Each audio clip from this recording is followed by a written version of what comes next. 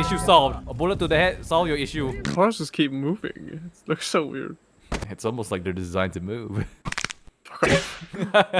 Helldivers 2 has been one of my go-to games ever since it was released, and I poured hours into this little silly democratic of a game that has become one of my most played games on Steam ever. A year ago, it usually hovers around like 20 to 10k people online at its lowest point because all the dumb decision Arrowhead and Sony made back in the day. But ever since the PS and Country Unbanned to the Super Earth Invasion update and the current Xbox version release of the game, Helldivers 2 has never been more back than it ever was. Just these few months of patches has been one of the greatest things to exist in a live service game. And to learn how we get to here now, we have to go back all the way to where it all started. If you were like me that started Helldivers 2 in the beginning, you know that the meta was Breaker Shotgun, Railgun, Shield Generator Backpack, and the Eagle Airstrike. And there was no fourth one because this thing used to exist. Pretty much everyone was running this build because it was the only weapons that actually do damage, and Arrowhead saw that and they decided to say, no, we're gonna nerf these weapons and buff the others, which, okay, sure. And now these weapons became so strong that Arrow said, we're nerfing these weapons and we're buffing the other weapons again. And the same shit kept happening for a few months to the point where every single weapon was pretty much nerfed and every single stratagem was also kind of useless. And everybody voiced their complaints, pretty much me as well. And you know what Arrowhead said? Use your stratagems.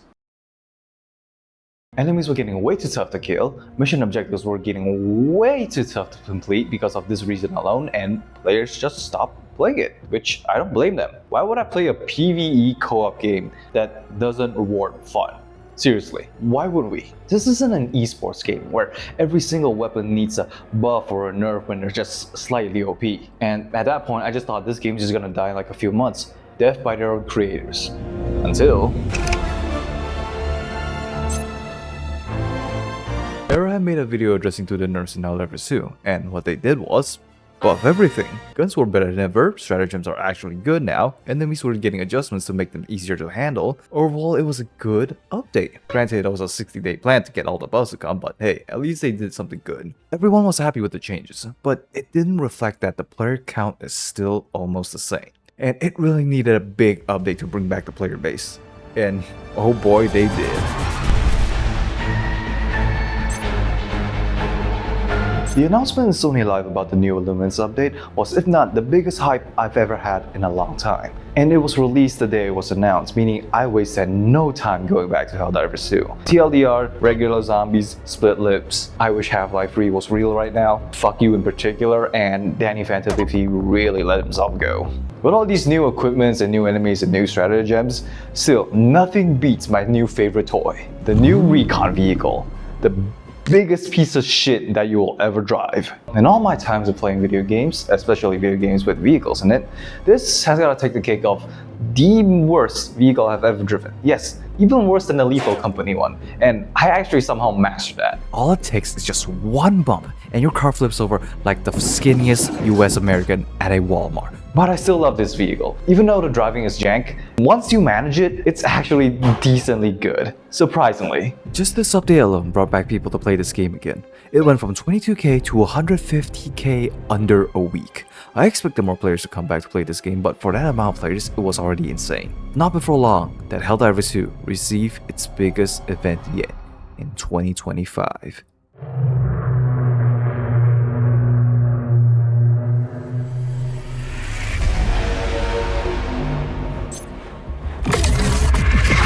The invasion of Super Earth was one of the biggest updates in Helldivers 2. The giant wormhole closing in on Super Earth was already a dead giveaway that the Illuminate's going to invade Super Earth, but I did not anticipate the scope of this event. The moment you landed on Super Earth, it just all looks different compared to the other planets you've been through. To the giant skyscrapers filled with civilizations that you used to live in, and billboards for products and advertisements all throughout the city. Civilians running to safety, escaping the grasp of the Illuminate enemies, while the SCA soldiers roaming around Super Earth, protecting the civilians, trying to provide cover until the Helldivers arrive. And I do mean try.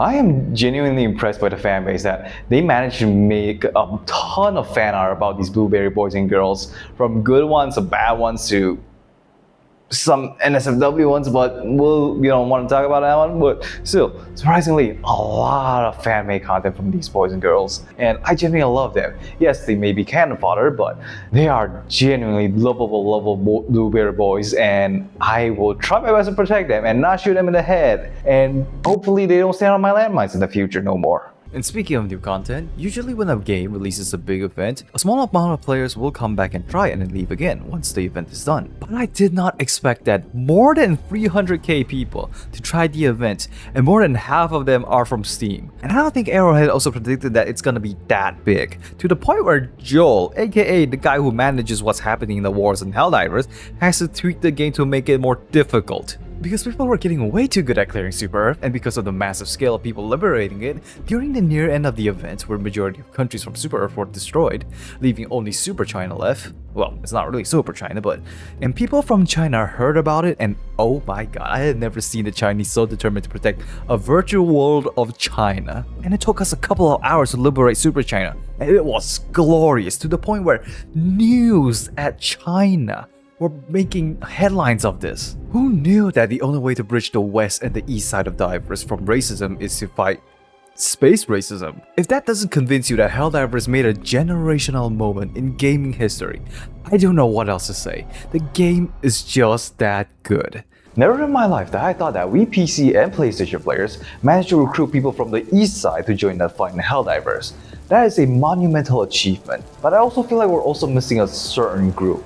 And that certain group inspired a lot of things in Helldivers 2. To the weapons, the music, to the spacecrafts. And in case you don't know what I'm talking about, and if you've been paying close to attention in this game, a lot of things is inspired by Halo. And Halo 3, to be more precise. And boy, did I not expect this to happen, ever.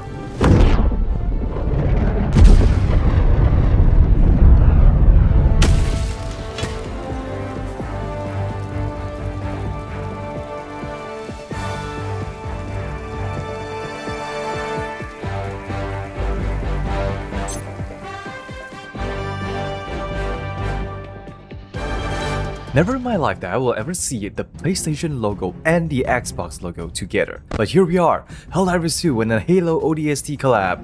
A collab that we thought that was impossible back then. And it is everything I wish for. Xbox players can finally join us in the glory of democracy, to the point where we almost reached 400k people online on that day. It was insane, and half of them were just on Steam alone. And at the same time, we got a new war bond, a legendary war bond to be exact. You know, for a war bond that costs an extra 500 super credits, I'm actually surprised how actually affordable these are. Like, to the shotgun, to this pistol, to the SMG, to the rifle, and to the sets of armor and the recolors, I think this is a perfect good war bond. Like, it's not the best meta war bond. Like, if you want a better war bond, you gotta go with the explosive bros.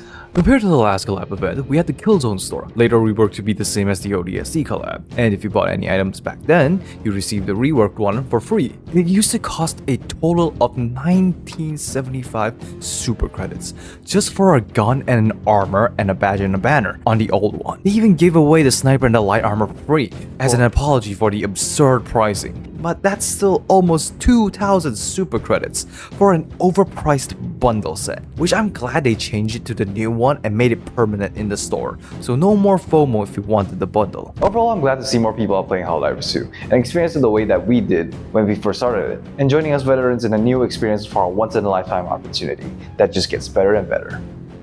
Well, mostly better. Helldivers 2 has always been 2 steps forward and 1 step back, and what I mean by that is,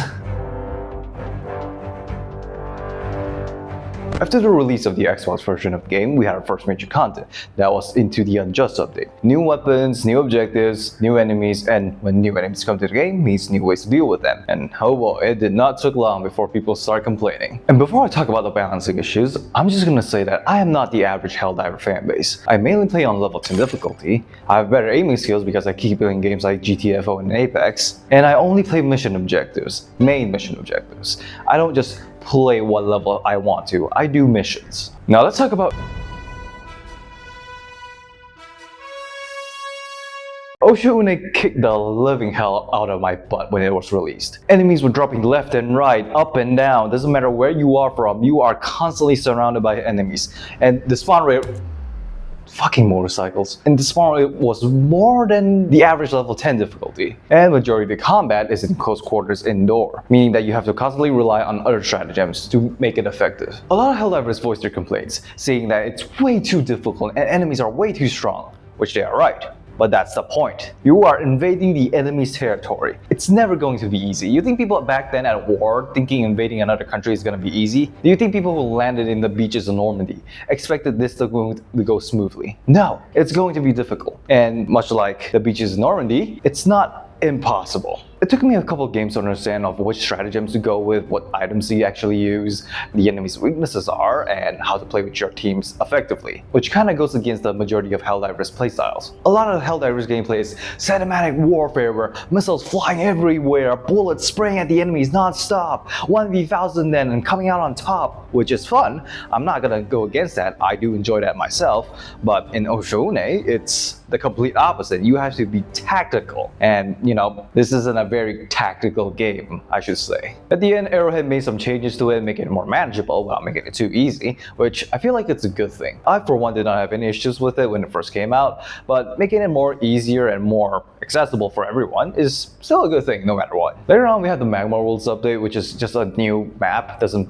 feel like much of a change. It's just a map full with lava. So I'm not going to talk much about that, I'm just going to move on. But next update, which is the Command of Stealth mission, which is very opposite of what Helldivers players are used to. Some Helldivers have been wanting a stealth mission gameplay or a stealth warbond to help them with the game, but I did not expect a full-on campaign with it, which honestly, I did enjoy it. The whole gameplay being all tactical, like stealthing around the enemy's base, trying not to make a sound, not to alert the enemies, while also limiting your resources, meaning that you can only use your stratagems twice, and you only have a limited amount of reinforcements, but you can gain those reinforcements by going to certain areas, unlocking more reinforcements. Overall, it's a good game mode, and I thoroughly enjoy it, but the next update is probably the most controversial update we had in a long time in Helldivers. What the fuck?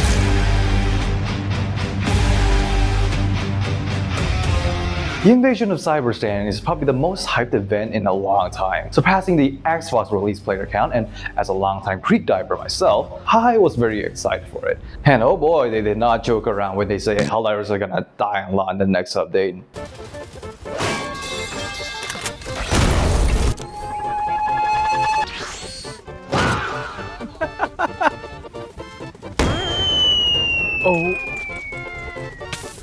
Oh my god, I just got KFC deep fryer moment. Oh my god. Creek was difficult.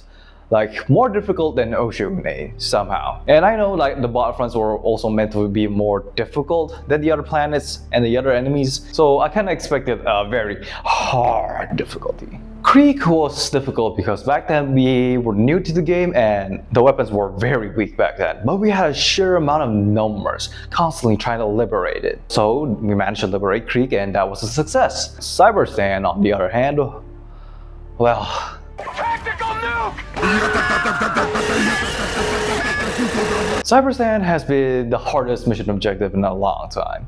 A 10 difficulty feels more like a difficulty 100, maybe even more sometimes. It's painful, it's punishing, and it's hell.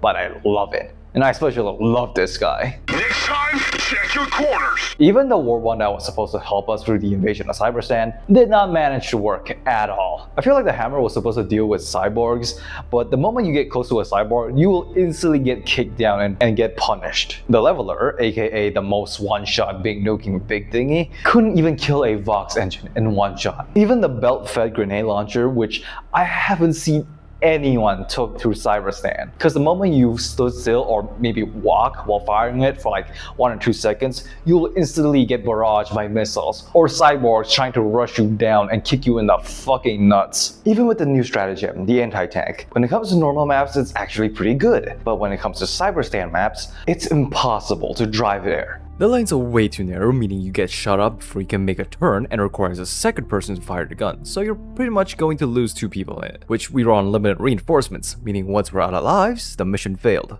which we did. And if you want a better explanation on how we failed the invasion of Cyberstan, I recommend you go check this video out. Because this video is a better explanation than I can do. And this video is gonna be taking way too long if I do it. So I highly recommend go check this video out, but after you watch my video, because I'm a sad lonely loser and needs views, because who doesn't want to be a proper YouTuber, huh? And after the events of Cyberstan, there have been some changes, making it more easier, blah blah blah. The cycle continues.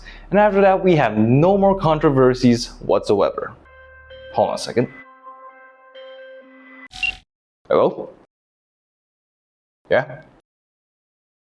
What do you mean again? TLDR, a Helldivers 2 player challenged the devs to play on a very high difficulty for charity, which was good, but a Reddit moderator banned this guy, doxed his ass, and the guy just lost his job and his career. Seriously, I don't get it. Okay, banning is one thing, but doxing, okay. And I thought Redditor bans was just a very minor thing, but doxing is a whole nother level. And this has stirred up in the community, saying that Helldivers player base are just toxic and just very stupid. Stupid, yes. Toxic, not so much. One bad apple ruins the whole pile. Unfortunately, that is a very accurate representation of the Helldivers community. It's always the loud minority, constantly stirring up troubles, even though the game is good. Like seriously, the game is amazing. If you just play this game on your own or with friends, which I highly suggest, it's an amazing game. It's very fun. But when you try to engage in the community like in Facebook, Twitter, Reddit, which we all know what happened, I have never seen a community have so much complaints when it comes to the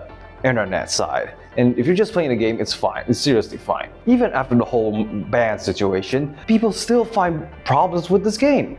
Like, I'm not gonna say this game hasn't had problems, like constant game crashes, internet disconnections, the whole shebang. But saying that the whole game is bad is stupid, alright? Look, I just feel bad for the guy who just got doxxed. Seriously, the guy lost his whole career. And generally, if I have a suggestion for you, don't try to engage with the community, especially those sides of the community. This game is just awesome, and I don't want this game to be ruined by just one person. After playing this game for 2 years, this game has honestly changed my life. I don't know for the better or for the worse, but I have been playing this game constantly till this day, and I don't think I'm ever gonna stop unless they do something very, very stupid.